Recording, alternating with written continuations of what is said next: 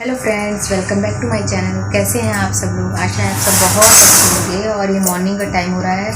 आज मैंने ब्लॉग बहुत देर से स्टार्ट करा है, तो इस समय मैं करने जा रही हूँ नाश्ता और पी रही हूँ चाय। और नाश्ता करने जा रही हूँ, उसके बाद फिर दोपहर के खाने की तैयारी करूँगी। सुबह का सब काम हो गया है, झाड़ू पोछा हो गया है और मतलब साफ़ सफाई हो गई है। तो अब दोपहर के खाने की तैयारी करूँगी, तब आप लोगों से मिलूँगी। चलिए चलते हैं आगे।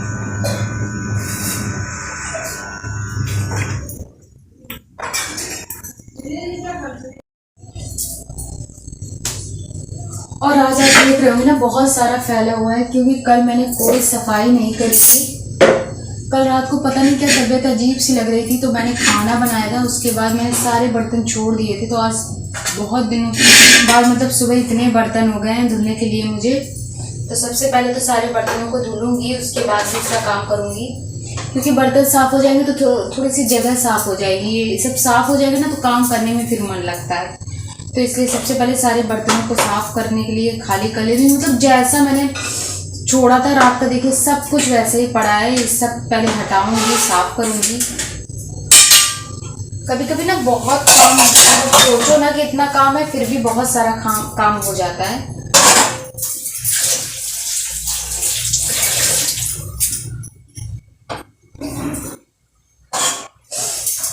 और फटाफट सारे बर्तनों को पहले मैं धुल लूँगी, तो ताकि ये काम खत्म हो जाए, तो दूसरे काम कर सकूँ।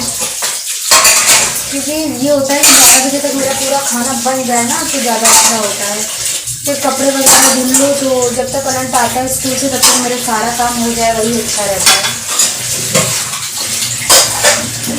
बर्तन धुलना ना, तो कभी कभी जब बहुत सारे बर्तन हो जाते हैं ना, तो बहुत ज़्यादा मुझे फिर इरिटेशन टाइप की लगने लगती है। तो बस वही ऐसा लग रहा था कि जल्दी से सारे ये बर्तन धुल जाए, क्योंकि ना बर्तन देखकर मुझे ना बहुत ज़्यादा बर्तन ना मुझे देखने में भी अच्छे नहीं लगते और ना धुलना भी अच्छा लगता है।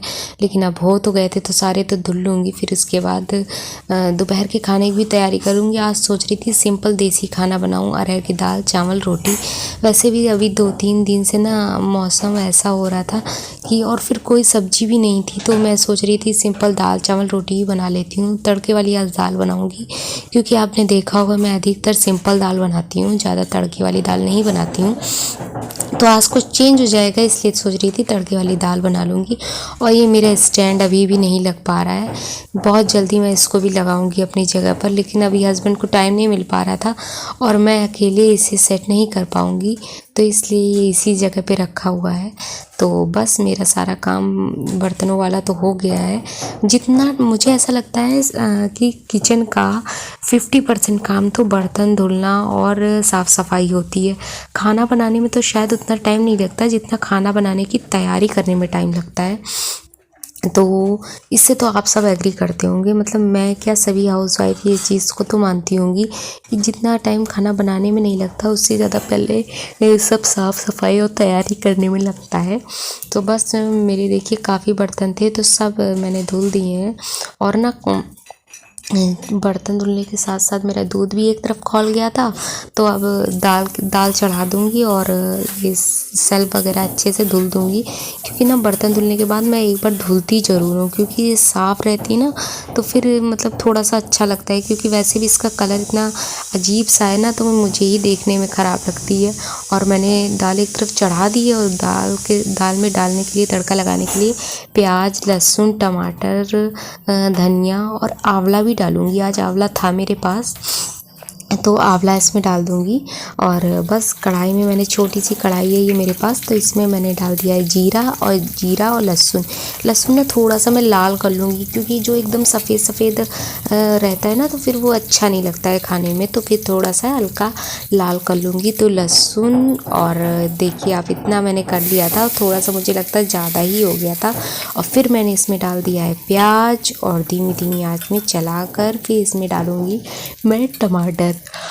और ना आप देख रहे होंगे कि धीमी धीमी आंच में मैं इस कढ़ाई में बनाती हूँ ना, ये कढ़ाई बहुत जल्दी जल जाती है। ये छोटी सी कढ़ाई बस मैं लाई थी इसमें खाना रख कर सर्व करने के लिए, लेकिन कभी कभी इसको ना तड़के के लिए यूज़ कर लेती हूँ मैं। लेकिन ये बहुत जल्दी है, इसको बहुत धीमी आंच में इसमें कोई भी चीज़ बनानी पड़ती है।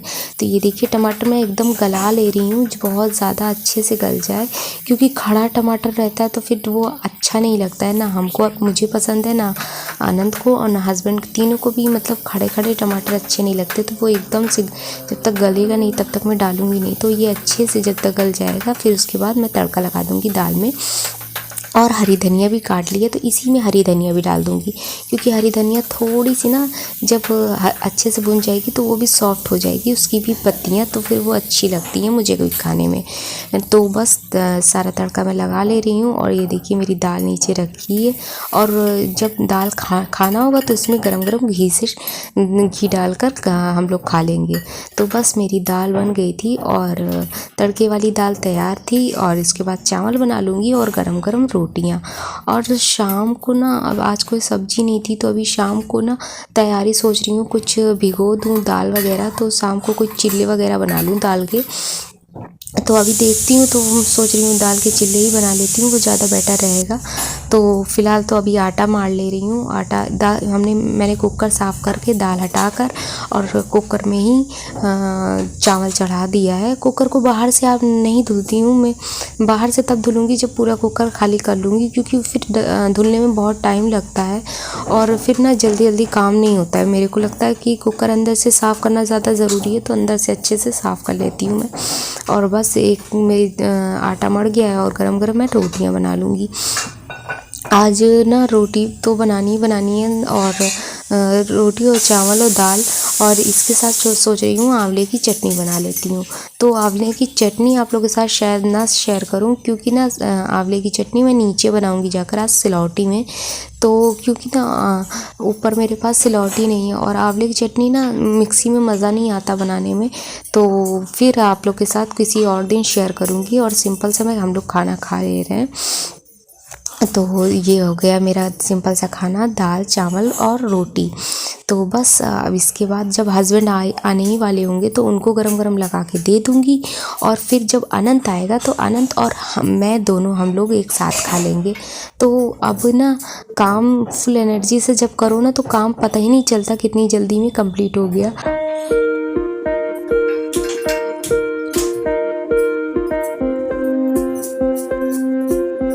10-11 बजा होगा। तो मेरा खाना बन गया है, और बस रोटी बनानी बाकी है, और चावल भी बन गया था तो गैस बंद कर दी थी मैंने। और अब ना धीरे धीरे मौसम भी चेंज हो रहा है, तो अब मौसम थोड़ा सा सर्दी आ गई है, तो अभी नहीं तो 10-15 दिन बाद एक हाफ़ स्वेटर की ज़रूरत तो पड़ेगी। तो मौसम चेंज हो रहा था, तो मैं भी सोच रही थी अब ये काम ख़त्म हो जाए तो ऊनी कपड़े भी मैं निकाल लूँ, क्योंकि अभी तक निकाले नहीं थे। और अब मौसम ना हम लोग तो नहीं पहनेंगे, लेकिन बच्चों को अभी पहनाना ठीक रहता है कि बच्चों के लिए निकाल दो तो बच्चे स्कूल भी पहन जाएंगे। तो ये सब सारे कपड़े मैं आप देख लूँगी कहाँ से, मतलब कौन सी जगह पे, सब अलग अलग मैंने शायद इस बार रख दिए थे, क्योंकि घर में उस समय जिस समय ऊनी कपड़े मैंने रखे थे उस समय ना घर में काम चल रहा था, मतलब ये पेंट वेंट का। तो मैंने सारे कपड़े 2-3 जगह अलग अलग रखे थे, तो मुझे अब ढूंढना भी पड़ेगा उनको सबको। तो अब पहले मैं सोच रही हूँ खाना बना लूँ और कपड़े वपड़े धुल लूँ, फिर उसके बाद ये काम करूँगी बैठकर, क्योंकि कपड़े तो आज ढूंढूंगी। फिर उनको एक बार ना मैं जब कपड़े रख देती हूँ तो उसके बाद एक बार धुलती ज़रूर हूँ, तो पहले धुल लूँगी तब उसके बाद पहनूँगी, और आनंद को भी तभी दूँगी। तो फिर दूसरी तरफ देखिए हम लोग खाना खा ले रहे हैं, और आनंद के पापा तो खाना खा के चले गए थे ऑफिस, और हम और आनंद खाना खा रहे हैं दोनों लोग। तो आनंद ने ना दाल चावल रोटी, और मैंने भी दाल चावल रोटी लिए, मूली ली है साथ में। तो इस मौसम में ना मूली आ रही है, तो मूली अच्छी भी लगती है दाल चावल के साथ, तो बहुत अच्छी लगती है। तो बस सिंपल सा हम लोग का खाना बन गया है। और अच्छा वो आंवले की चटनी मैंने बनाई थी, तो थोड़ी हस्बैंड को दे दी है, और थोड़ी इसी में मैंने डाली थी, क्योंकि बहुत ज़्यादा आंवले की नहीं बनाई थी, 3 छोटे छोटे आंवले मैंने लिए थे, तो बस उन्हीं की चटनी बना ली थी। और 1-2 आंवले मैंने इसमें डाल दिए थे दाल में, तो फिर बस मैंने इसी में चटनी मिला ली। और नहीं तो मैं भूल गई आप लोग को दिखाना, नहीं तो मैं आप लोग को अलग से ज़रूर दिखाती चटनी। फिर दोबारा जब बनाऊँगी तो आप लोग के साथ शेयर ज़रूर करूँगी। और हम और आनंद खाना खा ले रहे हैं।